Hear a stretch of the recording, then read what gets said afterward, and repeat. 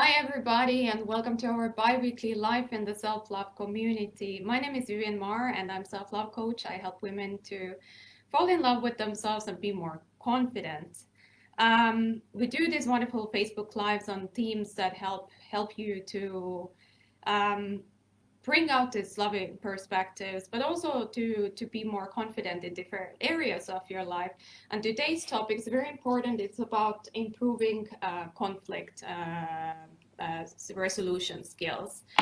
And in today's live, I'm going to cover a technique that's called tree perspective technique.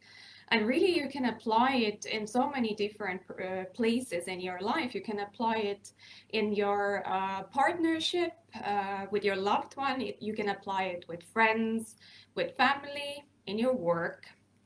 So for this one, I am gonna model a situation, and then later you can grab a pen and paper and go through a situation from your own life that you might actually want to solve. And then I will come back to this in the end as well. But if it feels too personal to type it in and into the comments, so you can always reach out to me and Jessie for extra support, and we will work this exercise out with you. So today exercise, okay, so conflict solving, we can go into different we run into different types of stuff in our everyday basis, right? It can be situations at home, with the partner you love, at work, and for this one I'm picking a situation with a partner. So we are going to move in different perspectives. So we're going to move in the perspectives of three, as I said. So the first one that we're going to visit is a me perspective. Okay. So the me perspective here is about how I feel about things, how I see things, how I hear things, and what is my motivation to act in the situation. Then we're going to visit the you perspective.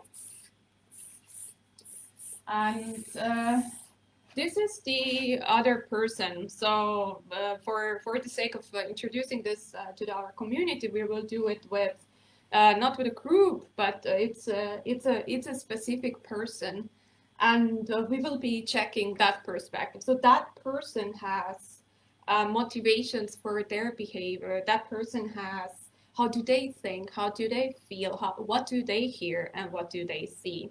And then we have the third perspective, and that's quite important. We have the observer perspective.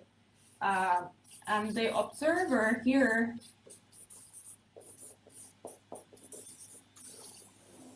is the wise one, so to say. Or you can also call the observer the fly on the roof.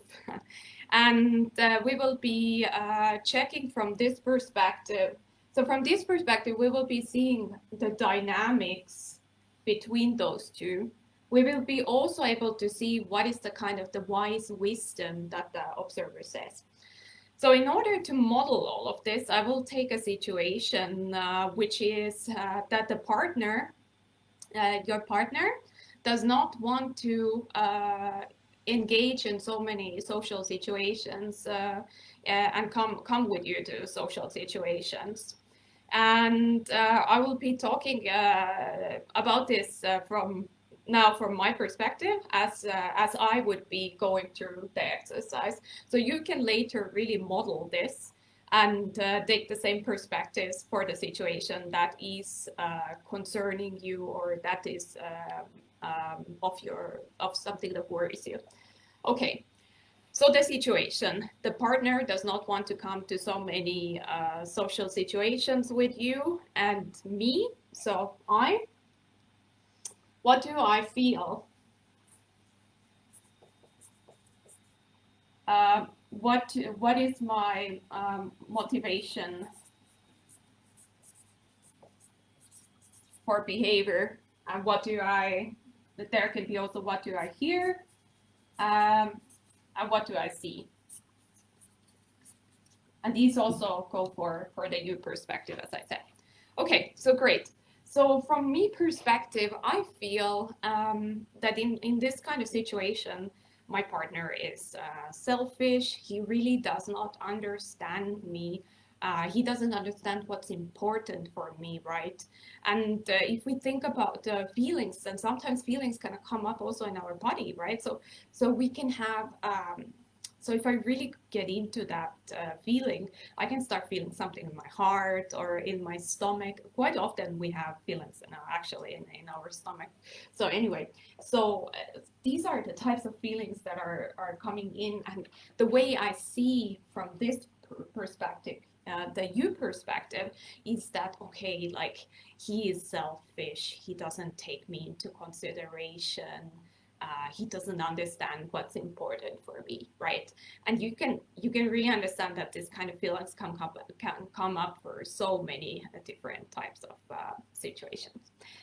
Now, important things. So we are going to the observing chair. But before we do that, if you do that exercise on your own, you take a paper, you take the pen, and you're modeling the same, me, you, and the observer.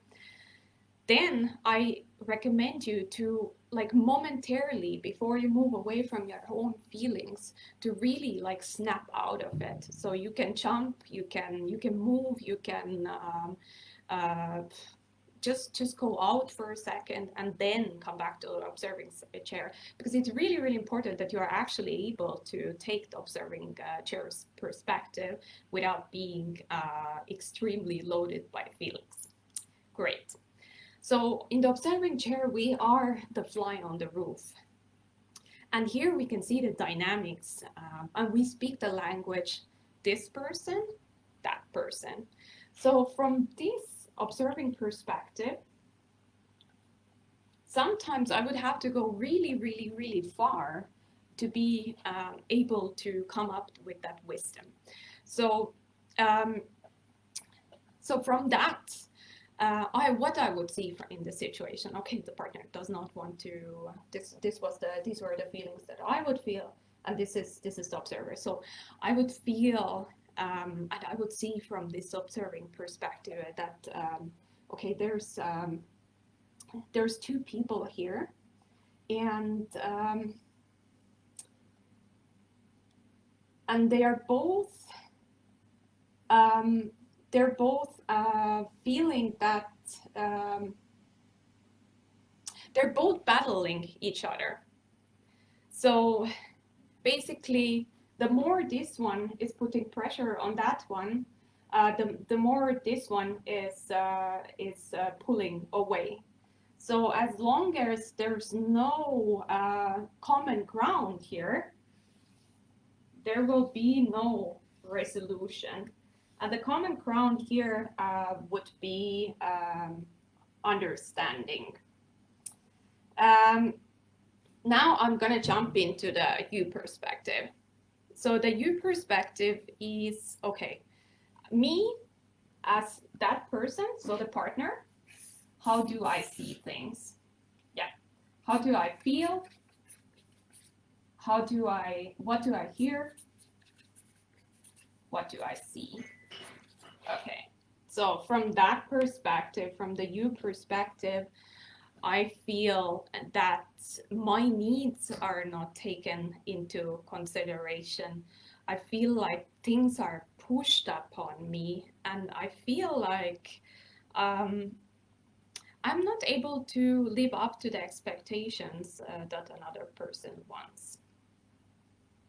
So here I'm acting as if I am the other person. And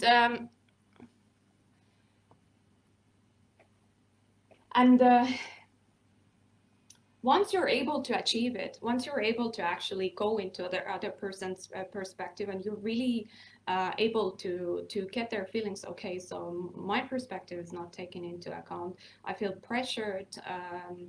I feel like I'm not maybe seen. My needs are not maybe seen. I don't feel always comfortable in these social situations. Then you are able to step out of that perspective and go back to the observer. So one more time. So we went from me to observing the situation. We went to visited you, and we are taking now turn back into the observer. Um, so after we have visited all of these perspectives, we're going back into the observant, and we're like, what is the wise wisdom that we are going to see from here, and what is the how this does this system of communication and influence work in this particular perspective. So we heard the two perspectives, and so basically if the you is doing more withdrawing, that person feels the needs are not taken into account. And if the me is doing more pushing, the you will feel that his needs are not taken into account. And in the end, you have a partnership where you have pretty much similar needs being taken into account, being seen, being heard, needs taken into account, but you are kind of fighting each other. So each person has their similar needs, personal needs, but they're not they're not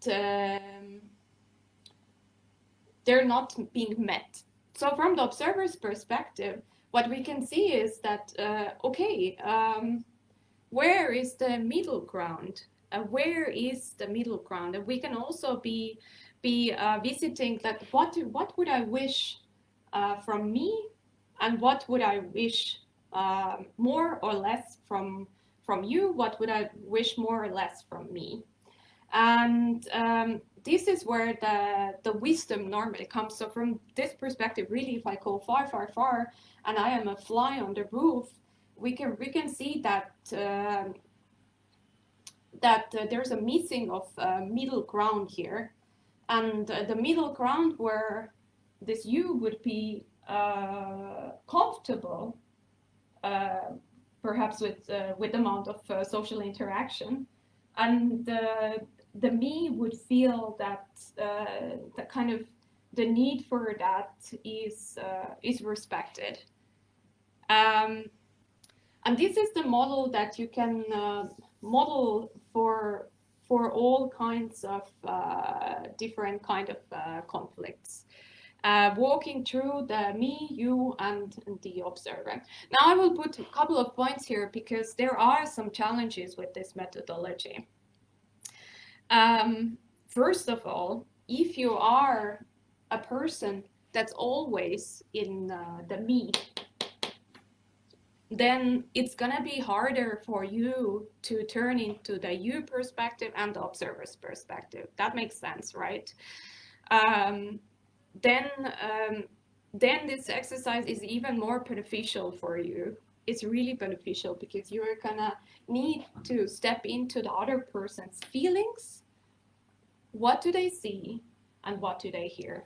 Write it down, and this whole new world opens to you. And then where you're in the observer's perspective, what is the wisdom that you see when you have no attachments to neither of these people? But when you are too much in you, so what we have in the self-love group is I would say there is a potential that many of us are so attached to the you perspective, which is the other person's perspective. We give too much of ourselves. So then this exercise is also beneficial because you can step more into the me perspective and give stronger priority and be stronger in touch with your own needs. What do I feel? What are my feelings, right? Often we're not in touch with our feelings. What is that I hear? What is that I see?